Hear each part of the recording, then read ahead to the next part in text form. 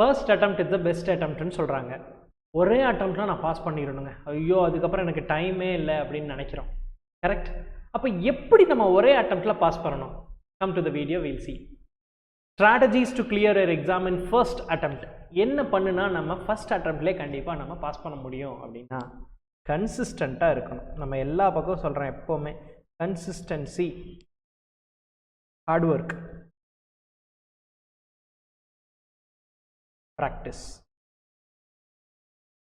இது மூணும் இருந்துச்சு அப்படின்னா you can clear in your first attempt itself. Of course different people will have different opinion.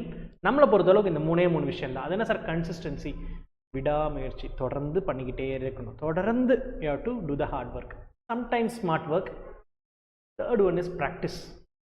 எந்த அளவுக்கு you are practicing. சார் நம்ம முதல்ல சொல்லுவோம் சார் அக்கௌண்ட்ஸ் பேப்பர் ப்ராக்டிஸ் பண்ணலாம், சம் பேப்பர் ஒர்க் அவுட் பண்ணலாம். எப்படி சார் தியரி என்ன படித்தா போதாதா? No, not at all enough. Theory paper you have to write and see at least once. ஒரு தடவையாவது எழுதி பார்த்துடணும். அப்போ தான் நமக்கு தெரியும் என்ன லைனை நம்ம விடுறோம், என்ன அண்டர்ஸ்டாண்டிங் நம்ம மிஸ் பண்ணுறோன்னு. So many people have confusion in and and or. இல்லை சார் அண்டு வேறு மீனிங், ஆர் வேறு மீனிங், ஹவு தேர் கன்ஃபியூசிங்னா as in your definitions we have this confusions, மறந்துடுவோம். அந்த அப்போ இன்டர்பிரிட்டேஷனில் ஆட்டோமேட்டிக்காக அங்கே மிஸ்டேக் வந்துடும். நீங்கள் ஒரு கேஸ் பேஸ்ட் கொஸ்டின் கேட்கும்போது practice is very very very important. இந்த மூணு விஷயத்தை கரெக்டாக பண்ணிங்கன்னா போதும்.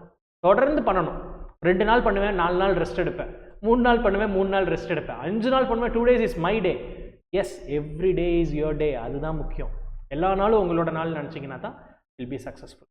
ஹார்ட் ஒர்க் தொடர்ந்து பண்ணணும். See some people very rarely, அது இப்போல்லாம் இருக்காங்களான்னு தெரியாது, இப்போ ஒன்றுமே பண்ணல, நான் ஒன்றுமே படிக்கல பட் ஐ கிளியர்டுன்னு சிலர் சொல்லுவாங்க. But it is not so.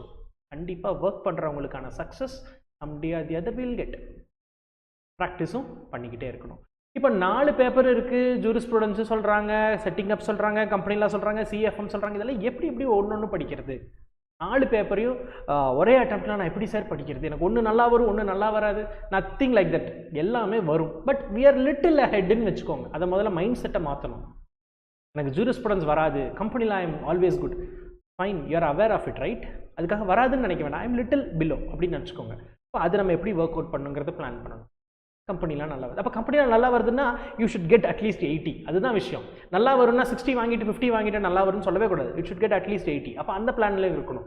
இல்லை அப்படின்னா it should always be in a clarity of மைண்டுன்னு சொல்லுவாங்க. எனக்கு ஜூரிஸ்ப்ரூடன்ஸ் வராதுன்னு நினைக்காத, கொஞ்சம் கம்மியாக இருக்கா, I have to concentrate more. கம்பெனியில் நல்லா வரும், ஓகே, நான் என்ன 80 எப்படி வாங்குறது? சிஎஃப்எம்ல சம்ஸ் எனக்கு ஓகே, பட் எனக்கு சில இதெல்லாம் மறக்குது, அது என்னங்கிறத கண்டுபிடிச்சு ப்ராக்டிஸ் பண்ணணும். அப்போ அந்த கன்சிஸ்டன்சி, ஹார்ட் ஒர்க், ப்ராக்டிஸ் அது வந்துடும். இந்த 3 விஷயத்தை நீங்கள் கரெக்டாக பண்ணினீங்க அப்படின்னா for sure first attempt will be your attempt. Successful அட்டெம்ப்டாக அது மாறும். You can clear your exams. Try பண்ணி பாருங்கள்.